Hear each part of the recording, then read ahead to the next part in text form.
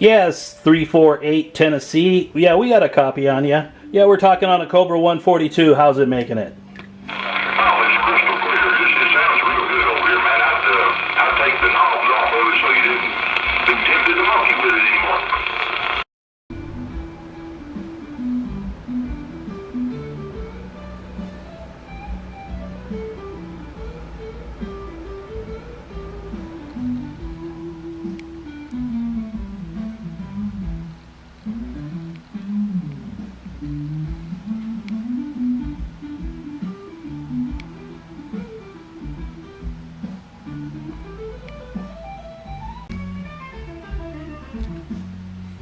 Hey guys, it's Bruce over here at Be Cool Radios.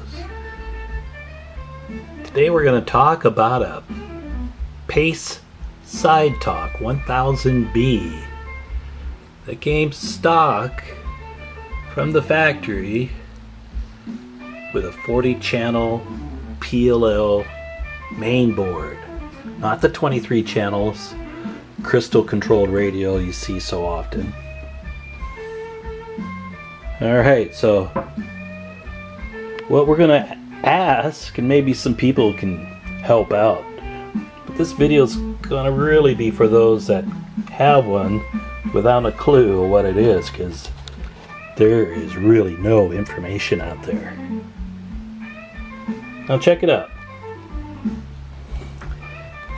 Some might recognize this board. It looks very similar to this. Some of those early 40 channel radios. You got the PLL over here in a tin can, the main chip, and a whole bunch of associated stuff to keep that PLL happy. These PLLs are like so easy to pop. That's why I don't recommend doing the crazy channels on them. Maybe just one. But yeah, you blow this chip, you're not going to find one. In fact, my first one, I had to take that chip out of an old E.F. Johnson sideband radio. Those kind of cool ones. Kind of hurt to do that, but I'd rather have a base station than a mobile. So, and as I showed on my other video, these guys suffer from a 1 microfarad caps. They're all over the audio circuit. Bypass caps, filter caps, stage caps. They're all over there. So I had to go in there and replace them. It's actually one capacitor that's behind this plate here, and I didn't take that all apart. So I found about 4 or 5 bad 1 micro. All the other caps are good, but these 1 microfarad bypass caps, yeah, cheap suckers. One of them was even shorted out.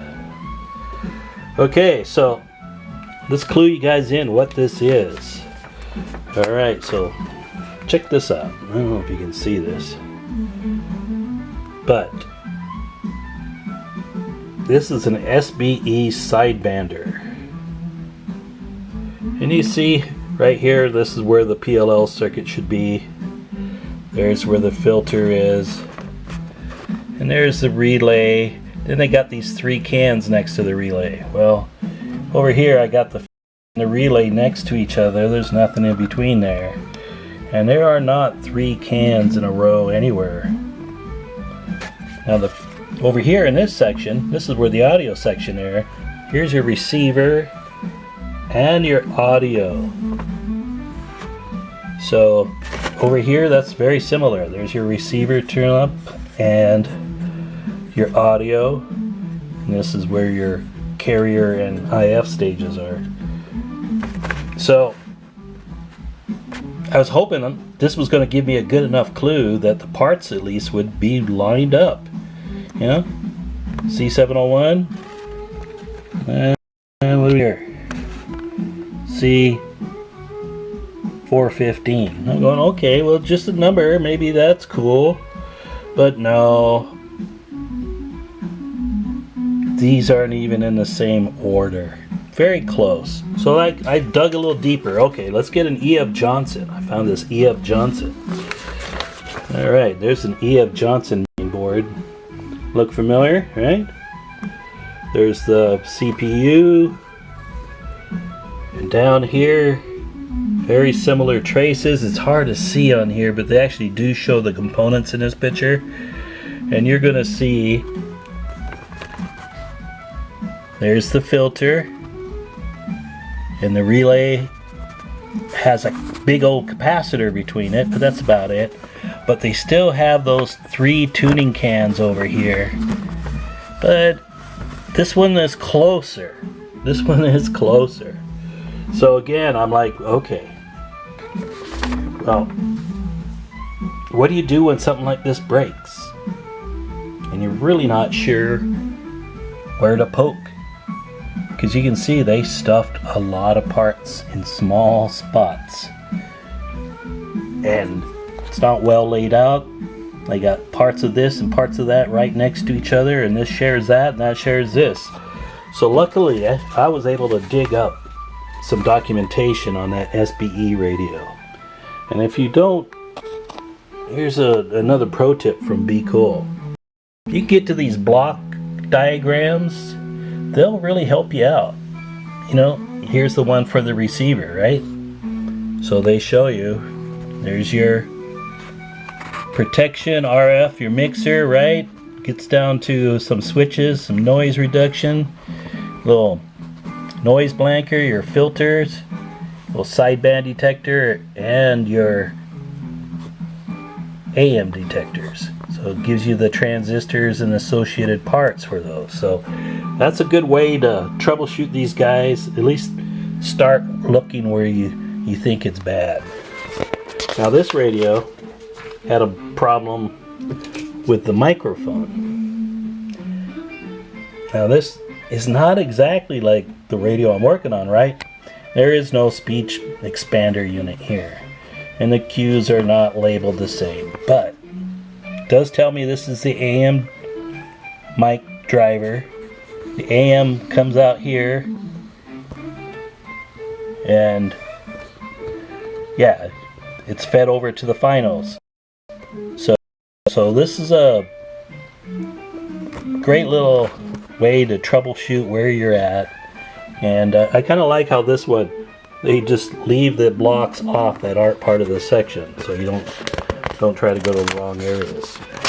And they even talk about the synthesizer and give you some good voltages and waveforms, so that's awesome. So this is helping my troubleshooting on this guy. So yeah, what else did we find on this radio? Okay, I'll go over a couple things. And then maybe I'll stare at this for a while. Those of you that said, yeah, you gotta get some extra channels if you're gonna have a frequency counter. Yeah, I kind of agree. But see, that's the PLL chip it has, the NDC 40013. And it's easy to zap that guy. So if you're going to work on that PLL, even cutting the wires they're talking about and putting a switch up to it, make sure you're grounded, make sure there's no static, make sure, you know, everything is at the same potential you're working on, so you don't zap that, because this chip is just way too easily damaged. But it talks about locate pin 11 and cut that wire, and you cut off the wire from pin 9, and you're going to switch the two together. And one position will give you that, so I probably won't even worry about that. I'll probably just do the one switch on the PA that gives you the 48 to 70. Yeah, okay. And what else? How to transmit peak these guys. Now this is a little hard to read, but basically they're telling you, don't do it on AM. Only peak on sideband. AM will give you false peaks. And they talk about doing this one first, then the second one, then adjust this, and adjust this one, which is your ALC for max sideband power. And they also tell you to turn that down before you adjust it, so you're not taking it to the limit. You can actually see those peaks happen, and then turn that back up. Alright, so So that is what you'll see inside of a Pace 1000B. It does look kind of pretty, but boy, like I told you, this guy took a power hit. Look at all that black smoke. Yeah, it took out this voltage regulator. I had to fix it, but you can see here it was actually wide open. This resistor in here I replaced, heated it up so bad it actually broke the trace right here. So I just kind of had to jump it.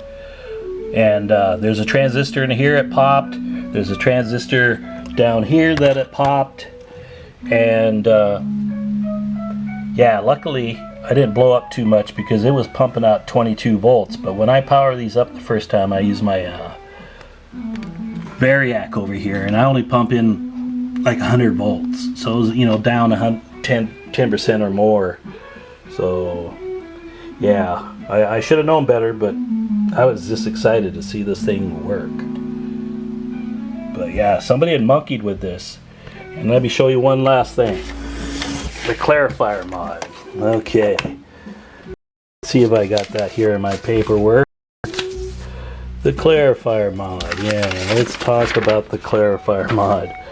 Alright, so this is what they talk about for the SBE radio and the Clarifier mod. So they're using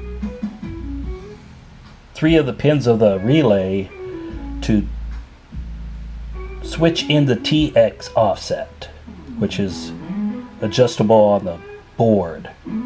So what they tell you to do is you're just going to take a jumper here from this to this, and then they kind of show you a picture of what the relay looks like and tells you how to jumper it.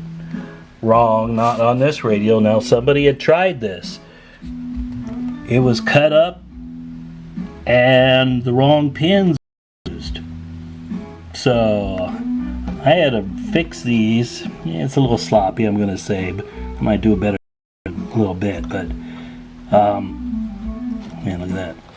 So basically I had to re-jump these things and then cut these 2 over here, which were not the ones they were pointing to off CB Tricks. So I just put a slice in it right here, and I bypassed these 2 pins.